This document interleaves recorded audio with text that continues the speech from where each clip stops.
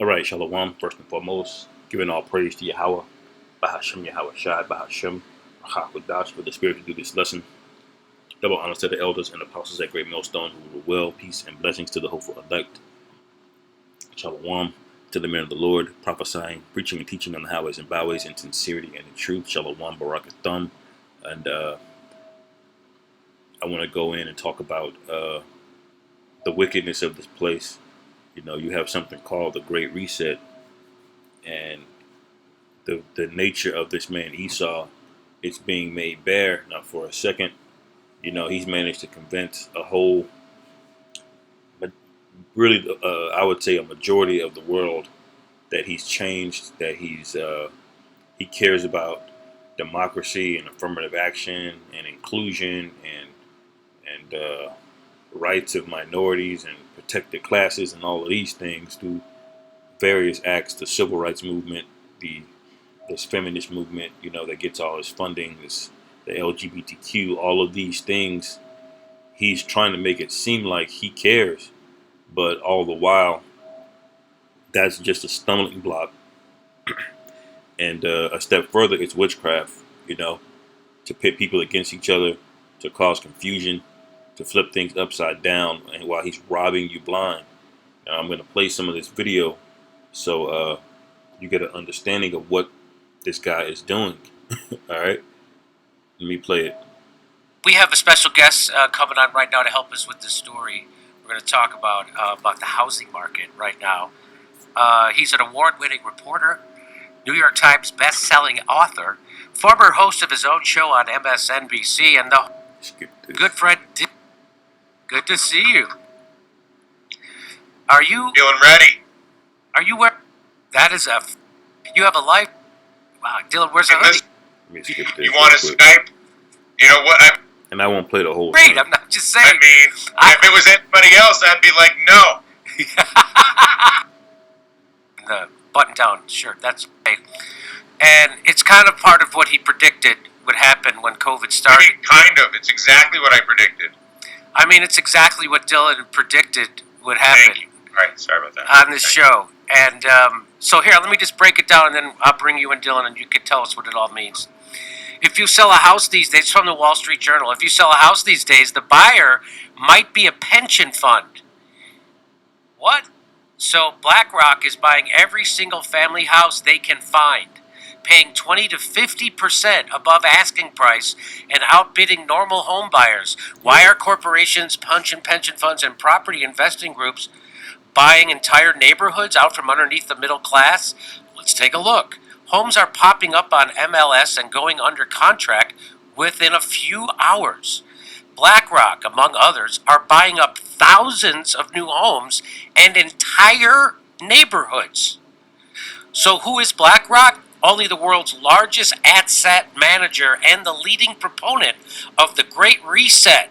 They're looking to redistribute, get this, $120 trillion. Okay, you heard it.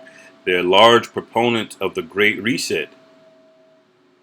All right, and they control trillions of dollars in money. They're trying to redistribute $120 trillion, man. That's a whole lot of money, you know, to put in perspective and look at what they're doing. They're coming in, they're buying up houses, entire neighborhoods, land. And so what Esau wants, the elder actually brought it out in camp. He says there's going to be an agenda where everyone's going to own nothing and be happy about it. All right. Because if these people, they buy up neighborhoods, they buy up all of the housing, nobody actually even owns a house, which you really can't own it anyway because of how the law is set up with property taxes and land.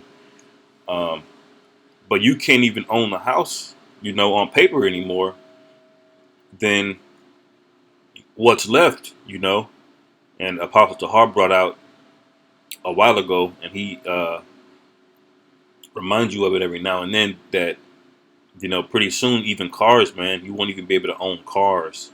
You know, they want everything autonomous. This ride sharing economy, electric vehicles, automated vehicles, that's what they want. That's what they're pushing money into because they don't want anyone to own anything.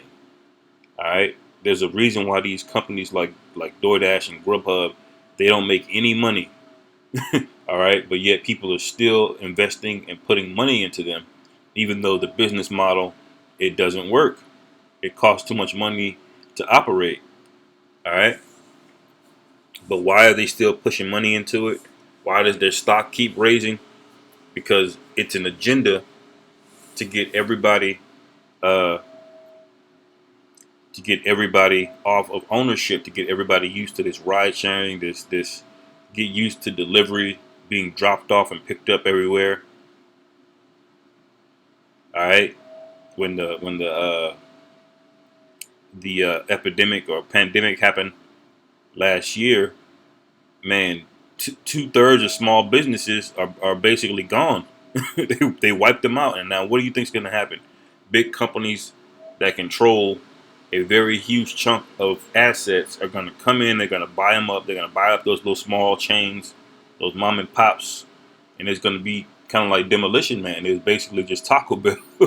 that that that now it'll probably be more than Taco Bell, but you get what I'm saying. It'll be a very few select corporate owned restaurants that control all the land. You got guys like Bill Gates buying up huge swaths of land for agriculture, and he's gonna utterly fail at this plan. But you see what he's doing.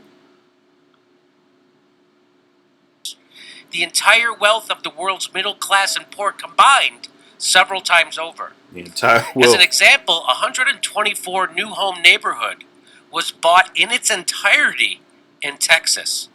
Average Americans were outbid to a tune of $32 million.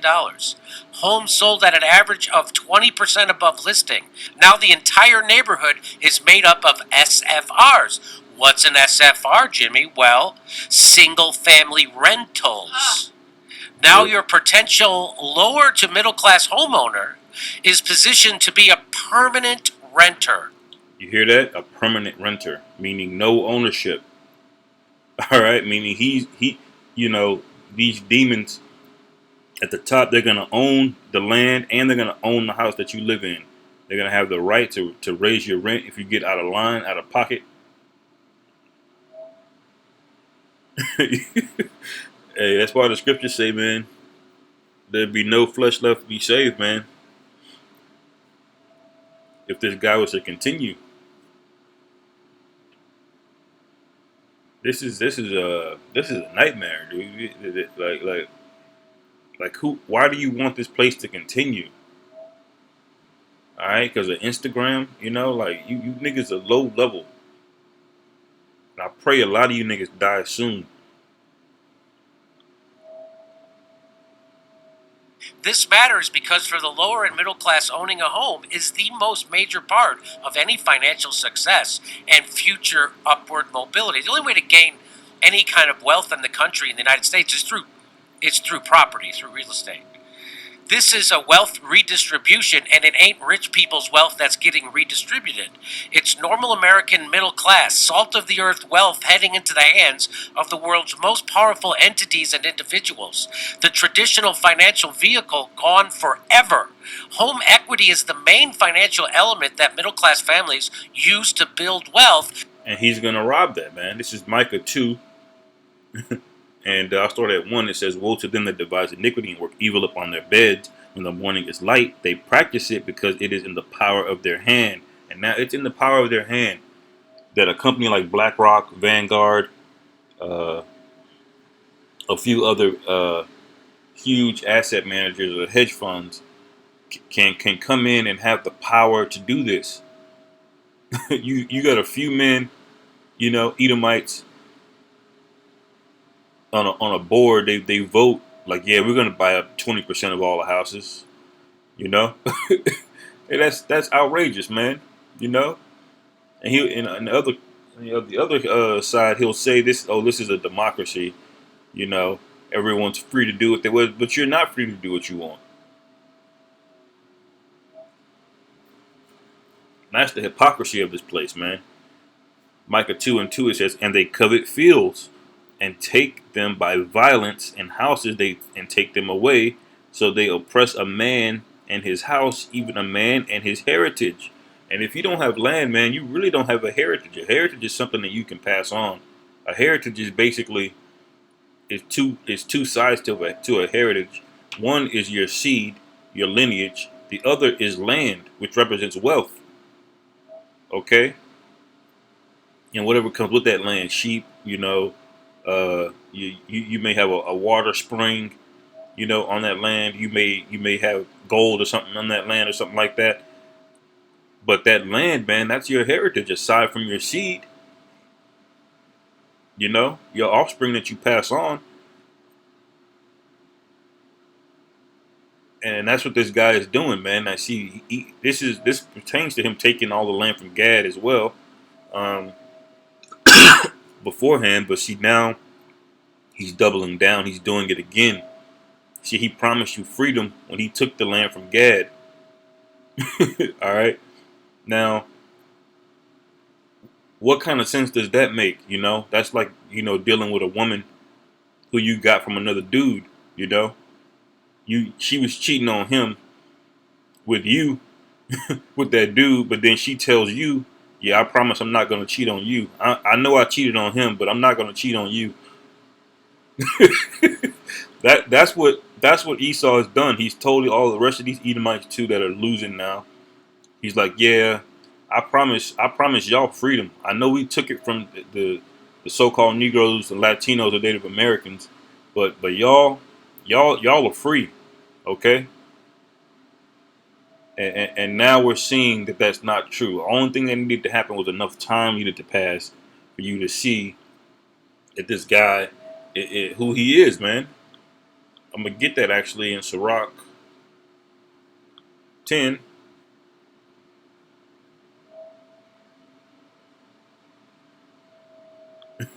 Because it looks like, oh, he's doing the right thing, okay? He's this and he's that. Well, what verse was it? I know it's 10.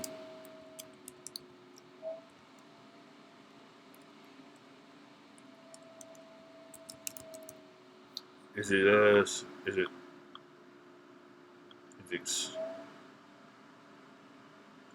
is it Sirach 10? Never trust thine enemy. It's 12 and 10. Salakia. Sirach, Ecclesiasticus 12 and 10. It says, never trust thine enemy, for like as iron rusteth, so is his wickedness. Alright? Though he humble himself and go crouching, and that's this guy did. He promised you all of these things. He had LGBTQ, he had civil rights, he had women in the workforce, he had, welfare. He's talking about democracy. You just got to vote, and you can make change happen and stuff like that. It says, yet take good heed and be aware of him, and thou shalt be unto him as if thou hadst wiped a looking glass, and thou shalt know that his rust hath not been altogether wiped away. That's a very powerful scripture, man, because this is what we're seeing over and over again.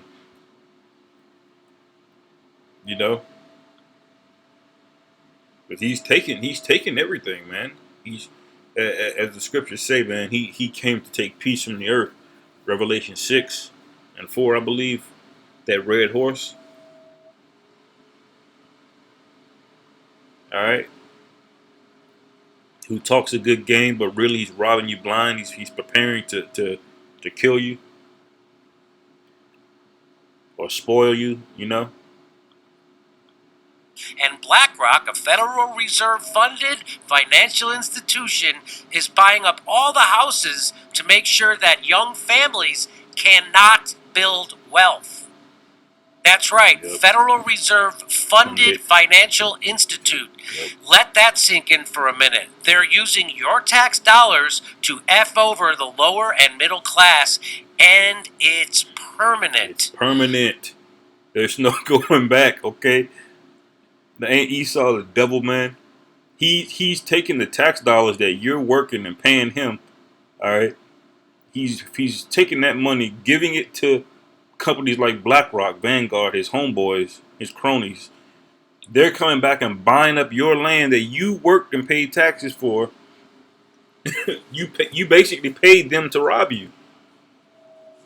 That's what's going on here. And Esau's still going to tell you things are fair. That you know that it's just a few rotten apples. Well, a little leaven leaveneth the whole lump, even if that's true. But we believe all of you demons are wicked, man. As it's written, I just read in Sirach, man. Never trust thine enemy. It's in them no matter how, because you got people that your friends that are Edomites or something like that, or you might be cool with an Edomite or something like that, and if they're of the seed of Esau, it's in them to be uh, diametrically opposed to you, in their spirit, and that's just what it is. The Most High can reveal things, in due time, but we know through the spirit that that's what it is, man. You can't trust these people. All right. Not one present administration of bullshit. He said it's permanent, man. There's no way to undo it. Once they buy up all the land, that's a wrap. This is a fundamental reorganization of society. And Dylan predicted this, and here it is. So where does this position the average American in 30 years when it's given that every new neighborhood is to be bought up whole so they can be utilized as SFRs? Well, it positions them as peasants. That's right. Being poor can be temporary condition bettered by upward mobility. In the U.S. and other nations, home ownership is often the first and most vital step. This can provide for generational wealth and success, but as permanent, guaranteed renters, you're pissing away a lifetime of equity and the chance for mobility. You just became a peasant. BlackRock, Vanguard, and State Street control $20 trillion worth of assets. BlackRock alone has a $10 billion a year surplus. That 3 companies control $20 trillion worth of assets. These are hard assets, not this bullshit paper money. They own houses, they own land, factories, all right, military bases, all of these things. And you Jakes are flashing paper money because y'all don't understand what's going on. means with 5 to 20% down, they can get mortgages on 130 to 170,000 homes every year. Or they can outright buy 30,000 homes per year. That's just BlackRock. Now imagine every major institute doing this, because they are. It can be such a fast sweeping action that 30 years may be overshooting it. They may be accomplishing feudalism in 15 years. Right, and that's if they keep on that schedule. But we know Esau can print money. He can create this new currency and just swipe it up, or just pass a law, declare martial law, shut down the cities, and then that's a wrap. You know, we gotta pray and get the hell out of here, man. But guess what? They're down for Gay Pride Month at BlackRock. Isn't that nice? See, they're down to say like they're with particular groups that they have empathy towards, which we don't have empathy for LGBTQ people, but they're on the bandwagon of what they call virtue signaling or being down with the disenfranchised, and they're not. They're look at what they're doing, out in the world. Ridiculous. Let me get Habakkuk real quick. And I'm going to skip a few of these, but this whole chapter is good. Just Habakkuk 1. And I'll start at 4. It says, "Therefore the law is slack, and judgment doeth never go forth. For the wicked do compass about the righteous, therefore wrong judgment proceedeth." And that's exactly what's happening. The whole thing is corrupt. So corrupt laws are getting passed. People are getting absolutely screwed, even you Edomites. And that's how you know this place is crumbling, man. That Esau is falling in upon himself. He doesn't even respect his own people, which he's the wicked anyway. So they don't they don't have respect for their own brethren because they're the wicked. They don't know how to rule a society. You know, if you watch Star Wars, you have the Jedi and you have the Sith, and the Sith are the evil ones, and the way that they operate is every man for themselves. you know, if there's what you call a Sith Lord and an apprentice, and it's known as a matter of time that apprentice is going to try to take out that Sith Lord so he can become the number one guy. You know, it's just nothing but treachery, and that's how Esau is, man. He doesn't care for his brother. He doesn't know how to rule over a people. He doesn't know how to rule things in a way that life would prosper. He doesn't have it in him to do it. Even if you give him the wisdom, it's not in him to do it. All right. It says, "Behold ye among the heathen, and regard and wonder marvelously, for I will work a work in your days, which ye will not believe, though it be told to you." All right. It says, "For lo, I raise up the Chaldeans, that bitter and hasty nation, which shall march through the breadth of the land to possess their dwelling places that are not theirs." That's Esau, man. He's done that since he's got over here, and he's still doing it. He can't get enough. You know, the man said, the Habakkuk 2, it says, you know, he heapeth unto himself all people. He enlargeth his territory, and is as hell and is as death. You know, he's insatiable. In other words, he's never gonna stop. He's never gonna stop at all. Period. If this place was to continue, man, we're everyone on every Edomite, Moabite, Ammonite, Elamite, especially you Jakes, you're all fucked. All right. So even you heathen, even though there's a heavy judgment coming to you heathen, even you heathen should want the day of the Lord to come.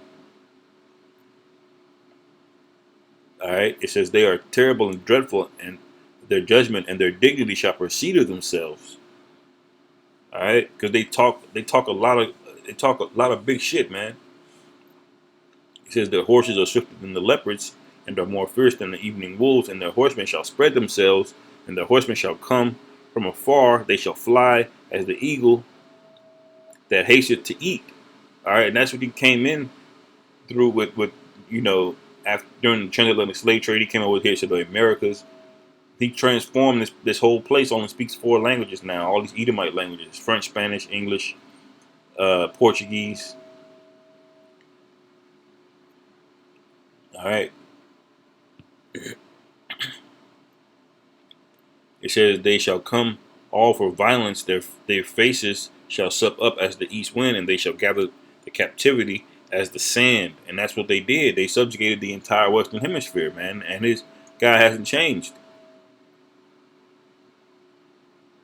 They shall scoff at the kings, and the princes shall be a scorn unto them, and they shall deride every stronghold, for they shall heap dust and take it. They're taking everything, man. Well, just saying, Obadiah, would not the grape gatherers have left some grapes? He's like, you taking everything, man. Damn. People are already poor, living paycheck to paycheck, and you got to come in and buy up the whole neighborhood, make them a permanent renter. All right, but this is part of the Great Reset. All right, it says, let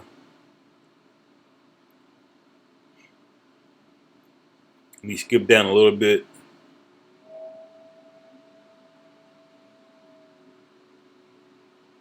It says, verse 14, and makest men as fishes of the sea, as creeping things that have no ruler over them. It says they take up all of them with the angle, and an angle is basically like a net or like a cord or something that you grab that you basically catch prey with.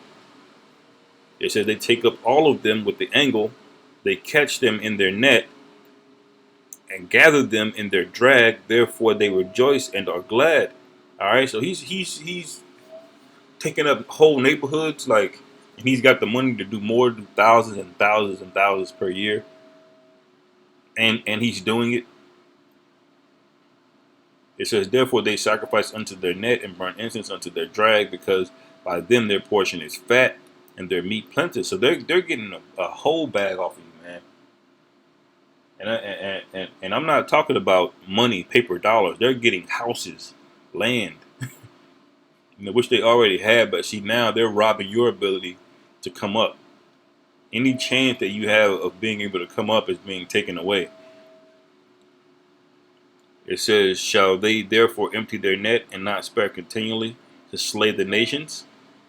So is he going to stop? No. Absolutely not. This is why the Most High Yahweh Bashim Yahweh Shai has to come back.